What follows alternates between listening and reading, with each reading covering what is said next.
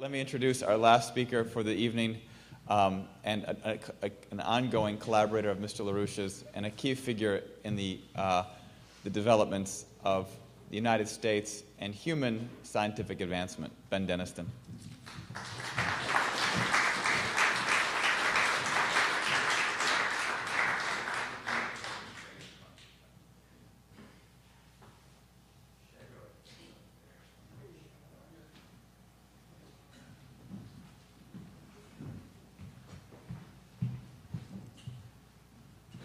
All right.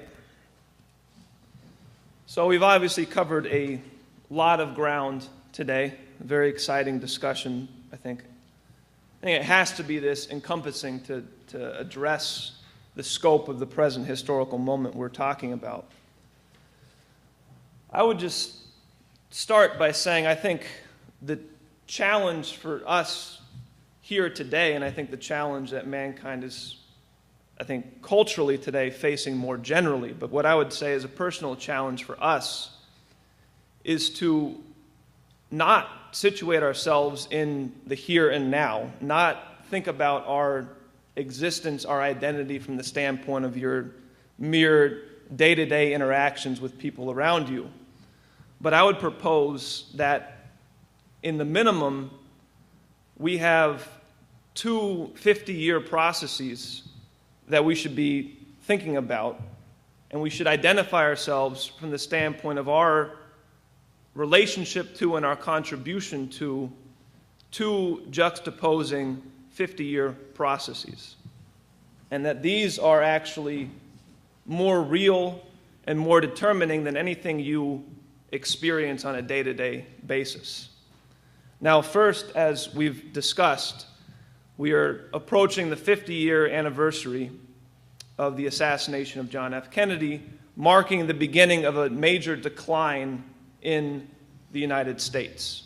A political coup against the United States, the beginning of a political shift towards a zero-growth paradigm, the abandonment of the idea of progress, the control of the United States by this Anglo-Dutch imperial system. And under this paradigm, over the past 40-plus years, there has been no per capita growth, no per capita improvement in the conditions of life in the United States. And now we're at the point where that entire framework is collapsing under its own failure. So, secondly, in opposition to that, we have an opposing conception of a 50-year process, looking 2 generations into the future, and thinking if the United States is going to commit to the future, and if mankind as a whole is going to progress to the needed levels, we must begin thinking, as has been discussed here in detail, we must begin looking to regions of the planet and nations of the planet and peoples of the planet that want to progress, that want to develop, that want to move forward. And we must understand the tools that will enable the type of progress needed. So that means, I'm going to get into in a little more detail, first and foremost, fusion power, the development of a true fusion economy for mankind. And secondly, as has been discussed, this means an alliance across the Pacific, stretching deep into Asia, where we have nations that want to grow, nations that want to progress, and nations that would be happy to ally with a United States that committed to this mission. So, what this will look like, and we have this detailed in our 21st Century Special Report, which we have copies of outside, the Nuclear NWAPA 21 Gateway to the Fusion Economy. But this is, as Mr. LaRouche has described, the concept of development stretching from the Mississippi River in the United States, west and north with the entire NWAPA program, as Hal discussed, through the Bering Strait connection with tunnels connecting North America and Asia, the prospect for the development of the entire Arctic territory, rich in a whole array of resources, stretching down into Russia, China, South Korea, Japan, places where we have allies, potential allies in this future orientation. And as the new president of China has discussed, with the new Silk Road stretching west and southwest into Asia. I think at the next slide. So this program, this Pacific orientation, this Pacific development perspective can create the strategic dynamic, the actual political strategic dynamic in the world, as well as the physical economic growth, the rate of growth needed to actually extend this development further throughout the world, throughout Europe, throughout Africa and South America, completing what has been discussed here and as envisioned and promoted by Lyndon and Helga Zepp LaRouche, the World Land Bridge concept, really providing mankind with the basic conditions of life globally that the dignity of mankind deserves as a creative species. So this is what we have as two juxtaposed 50-year processes. Now, I want to step back and even situate this from the standpoint of a more fundamental question, something that Mr. LaRouche spends a lot of his time addressing, investigating, discussing from a scientific standpoint, which is the fundamental question of what is the human species? What is the nature of mankind? And what is the mission of mankind on this planet, in this solar system, in this universe? Or to investigate it maybe in a more pedagogical manner, to illustrate the point, what is the difference between mankind and a species of just higher apes, of animals, of monkeys, if you will? So we can have the next slide. So this is a way just to get at the point. Any animal species itself, say higher apes, has an ecologically imposed upper limit on its population levels.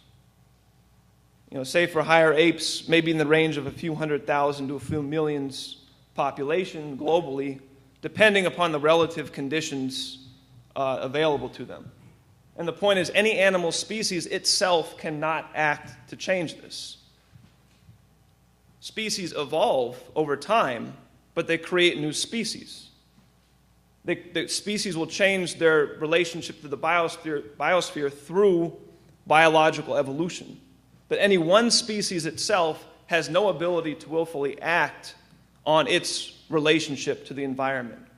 It has an imposed, fixed condition, which you can measure clearly in the population levels, maximum population levels. But as Mr. LaRouche discussed earlier this morning, at some point in the past history of the Earth, we see the evidence of something fundamentally new. We see evidence on this planet of something fundamentally different. We see the evidence of the conscious use of fire. Now, this is not just, as has been discussed, this is not just making a fire, but this is actually wielding the power of fire for the betterment of the conditions of mankind, for cooking food, using the power of fire for making tools, using the power of fire for warmth. Now, as a consequence of this, of man's ability, of this new ability to consciously wield this power, mankind forever effectively changed what we would otherwise call its ecological conditions, the relationship of mankind to the environment around it. We can get the next slide.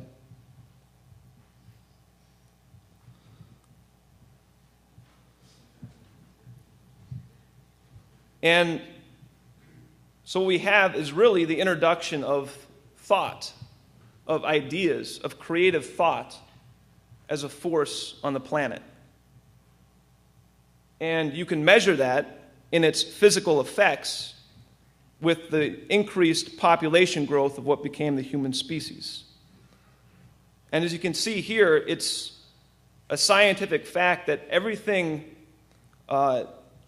above this maximum biological potential is purely attributed to the power of scientific thought. Everything above what the maximum population level of a higher ape is only attributable to the effect of man's use of fire, which is a consequence of man's ability to wield ideas, concepts, scientific discoveries, which then have a demonstrable physical effect in the universe, on the earth in this case, on the population levels. And I think another way to put it, maybe to be a little more polemical with the concept we're contemplating here, is that you have the fact that the mental actions, the actions of the mind of individuals, become actually the fundamental source for the existence and the conditions of life of future generations. That for the first time, it's the power of thought, of mind, that actually has these physical effects. So this unique power of mankind, as Mr. LaRouche has discussed and developed in his science of physical economics, can be measured by transitions to higher forms of fire, higher qualities of fire. What can be measured in terms of what I'll get into is the energy per individual of society, the power expressed per capita per individual in society. For pedagogical sake, I think it's useful to compare it to, again, just the biology, to really solidify this distinction in your mind between a biological existence of an animal species and mankind, what makes mankind unique. Now, the human body, or a biological body similar to the human mind, requires something on the order of your 2,000 food calorie a day diet. That's how much energy is required to sustain, on average, the human body, the human biology. Now, just for comparative sake, if you want to translate this into what gets discussed as energy terms, this is about 100 watts of power. The amount of power to power a 100-watt light bulb, for example. Obviously, it doesn't reduce down to that, but for comparative sake, that's the idea of just the biological energy of the human body, required to support the human body. But with the development of fire, the development of mankind's ability to wield and control fire to change its fundamental relationship to the environment around them, we see that the average power controlled and utilized per individual increases, and this defines the successive transformations of the human species.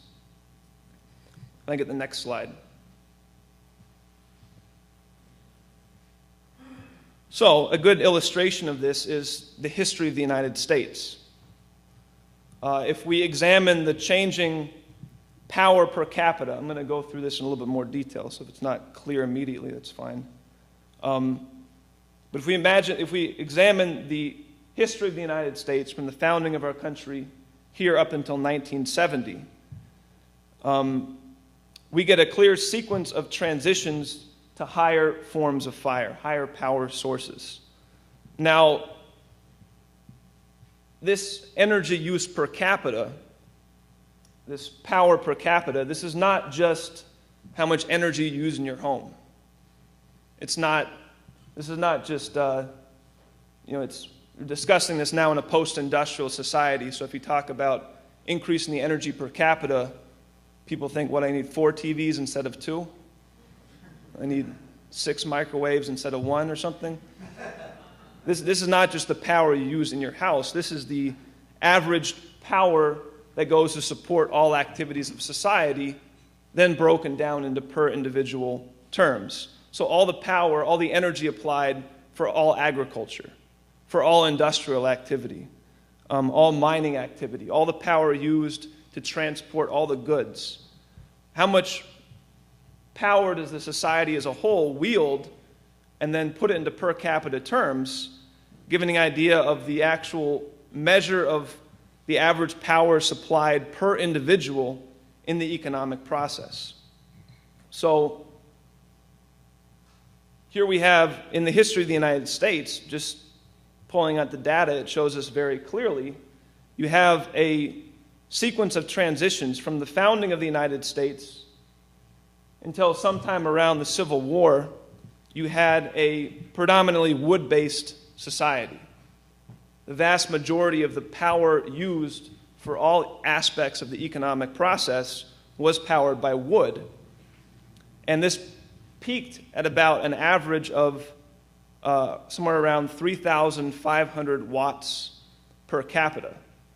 Now, those terms might not mean much. The point is just the relative values. It's around 3,500 watts per capita.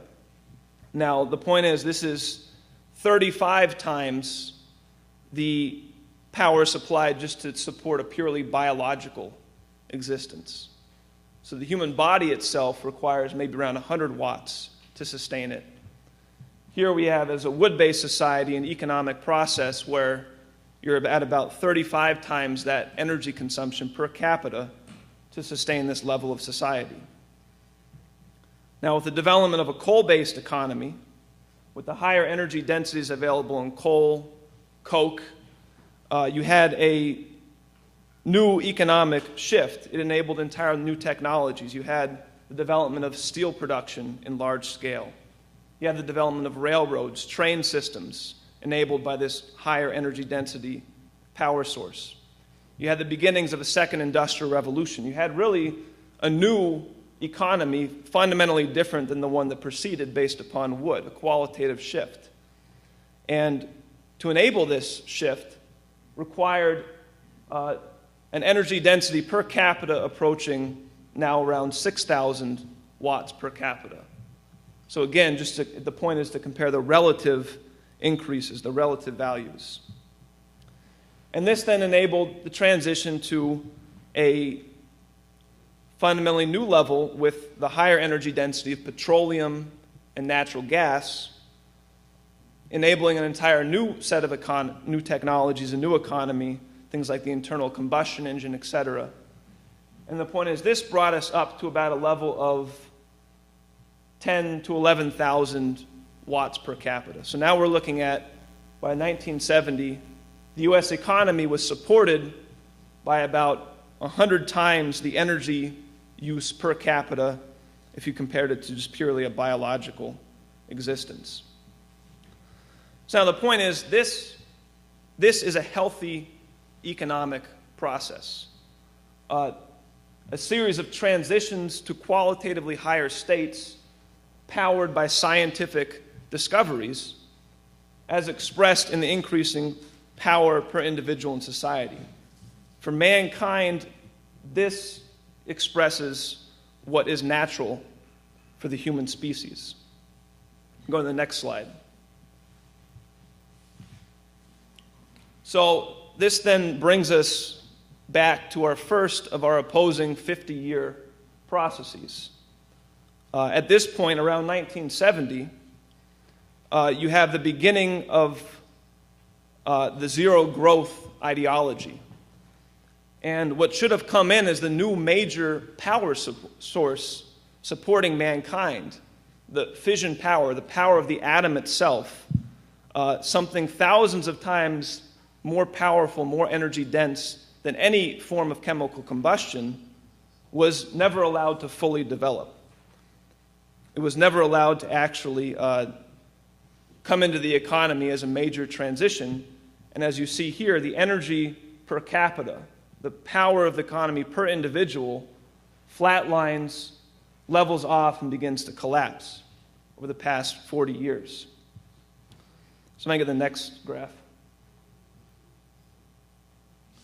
So if we had continued a healthy, natural economic process, it should have looked something like this. nuclear power should have brought us something in the range of 20 to 30,000 watts per capita, somewhere around 2 to 3 times what we had 40 years ago.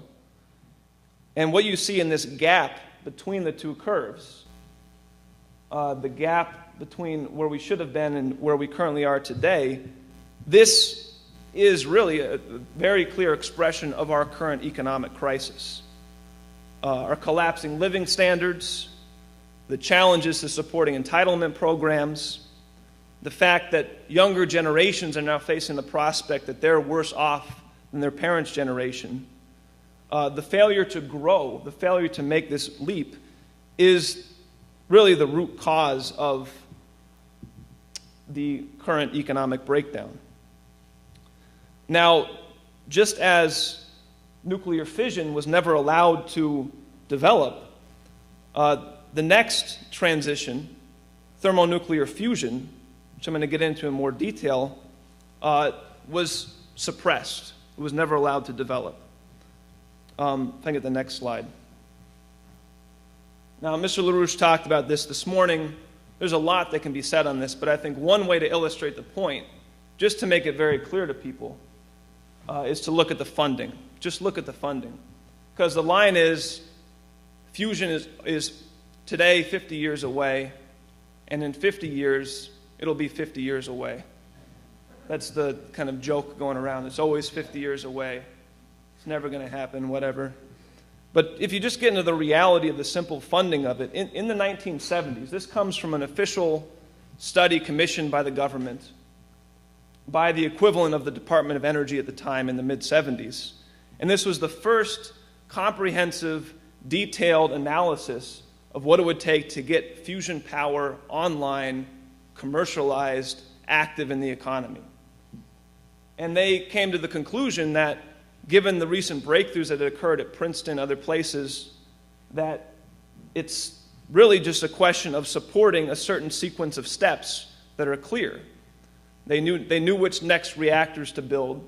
They knew what experimental systems were needed.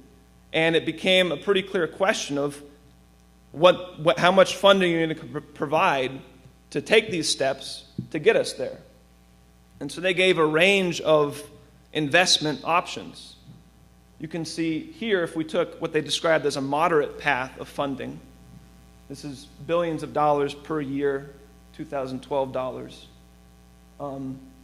ranging between $1 and $3 billion a year for various years. We would have had fusion online by 2005, they estimated.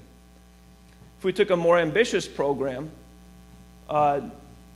still not even something comparing to, say, the Manhattan Project or other crash programs, even more tame than that, but an ambitious program, we could have had fusion online by 1990. This was the result of this official government study. They also said if we just maintain a certain low level of funding, they said in the mid-70s, we might never make the breakthrough. We might never get fusion. Say we just maintain the funding level from 1978, this might be fusion never. We might never be able to make the breakthrough to get fusion power. So I can get the next slide. And this is the actual funding.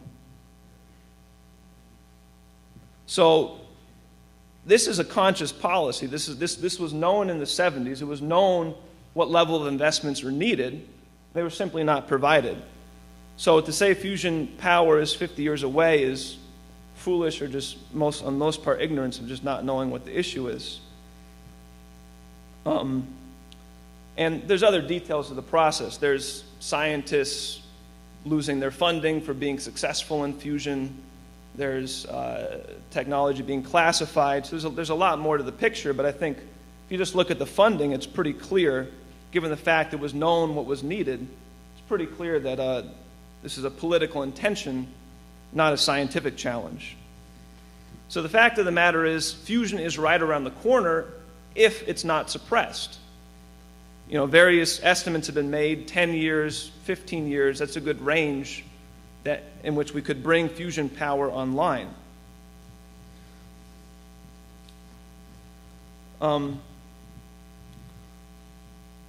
So the point is that there's been no reason why we should have had this zero growth policy. There's no reason why we should have accepted the last 40 years of economic insanity. And for mankind, there's really no limits to growth. And just to illustrate this, I just want to give a sense. Again, there's a lot more that can be discussed, but I want to give a sense of what's available to mankind with nuclear power, with nuclear processes. And just start with fission. And one study I came across, a lot more have been done. But say we want to just look at uranium as a fission fuel in the oceans. So only looking at uranium supplies in the oceans. That would allow us to say increase, according to this one study that was done, increase our current global electricity usage 8-fold. So nearly an order of magnitude increase, 8 times the current total global electricity usage. And if you powered this only with fission fuel, uranium found solely in the oceans, they concluded you could sustain that level for 5 billion years. I mean, it's not even a concept. It's ridiculous. I mean, 5 billion, I don't even think the Earth's been around for 5 billion years. Obviously, we'd increase our usage. We wouldn't maintain one level or something. But just to give a concept that there's an absurd amount of energy available out there. Now, if we tried to maintain that same level of activity with coal, petroleum, natural gas, you're talking in the range of 20 to 100 years. So we can certainly use that as a stepping stone, but the future of mankind is nuclear, but really it's fusion. And to give another similar estimate, just to show the absurdity of the limits to growth ideology, I mean, if we're serious about providing the world and a growing population with the quality of life that human dignity necessitates, requires, it means we have to go with fusion power. And we were playing around with some different ways to illustrate this, and one thing we thought would be fun would be to take where the United States should be today. If we'd continued Kennedy's rate of growth, if we continued this physical growth, we would be at something at the range of 2 to 3 times our current power usage per capita in the United States. Now, say we applied that to the whole world population. So 2 to 3 times the living standards that we have in the United States applied to the entire population. Now, say you account for population growth, you do this in, say, a 50-year program, maybe you're talking about 12 billion people. So 12 billion people at 3 times the living standards that we presently have in the United States. Now, if we were to try and support that level of per capita energy, this measure of the power of the individual in society, if we were to support that with fusion fuel from the oceans, the heavy isotope of hydrogen in the oceans, deuterium, you could support that level, which is something on the order of 20 times our current global energy usage, so 20 times more energy globally than we use today. There's enough fuel in the ocean for fusion to support this for 25 billion years. And so it just shows the fact, and combine this with the fact that this has been suppressed. This was not a scientific challenge we haven't yet overcome. This has been a political decision not to develop this technology, shows the whole zero growth ideology to be the real genocidal fraud that it really is. And as we discuss in our report I mentioned earlier, this would not just be more power for the same activities we do today. This is not just more energy for the existing economic systems. This would be the power required. Make it the next slide. Anyway, so this is the power needed to support this entire Pacific development perspective.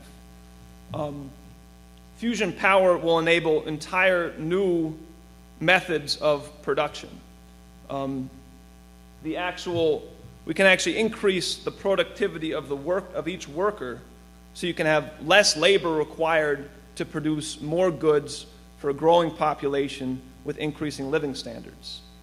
The fusion economy will completely transform our very idea of natural resources.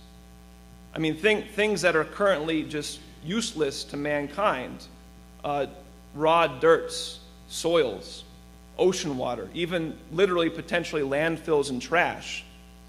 With the energy densities of fusion processes, these can actually become economical sources of resources. We could actually utilize these things for the goods and the resources needed to support society. So, to put it simply, a fusion economy eliminates the concept of limited power supplies, limited resources, and it illustrates what is the fundamental point, that mankind does not inherently have any shortages of resources. We have a shortage of technologies. We have a shortage, and really a shortage of political leadership to create the kind of growth needed to enable these technologies. So the point is, all of this is physically, economically, technically possible over the next 2 generations.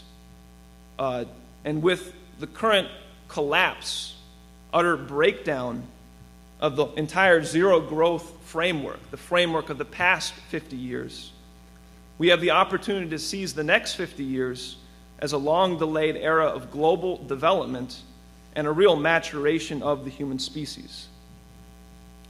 And so this is what we have on the table right now with the Pacific orientation.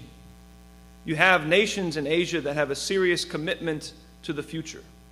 You have nations with a serious commitment to fission power, serious commitment to developing fusion power. You have a desire for major water projects, a desire for the development of entire new territories. You have a desire for general physical economic growth, what we haven't seen in the United States in 40 years. And so if the United States allies with these nations, you have a strategic alliance which can truly reshape the face of this entire planet and beyond over the coming generations. But just to conclude, I think, to bring it back to the interesting point that I think we should all contemplate, is with this perspective in mind, with these two 50-year processes juxtaposed, where we have to locate our own identity in this process, where you locate yourself as an individual in this process, and really think through the fact that the source of all of this for the human species, the source of progress, the actual cause, is the creative actions of the human mind. That the power of ideas wielded uniquely by the human species, by mankind, are the actual fundamental source of human progress and the future of future generations. So the contributions that we make to that process, or that we don't make to that process, in this regard specifically, that is what defines us and the existence of our having lived. So I think, given the state of political affairs, what Helga opened up with the crises and challenges facing our nation and the world today, I think it's very important to keep ourselves also rooted in this future perspective, where we can find the real source of strength and passion to win these political fights, to face the seemingly insurmountable challenges we face right now, and to succeed in securing the next 50 years and beyond with this idea.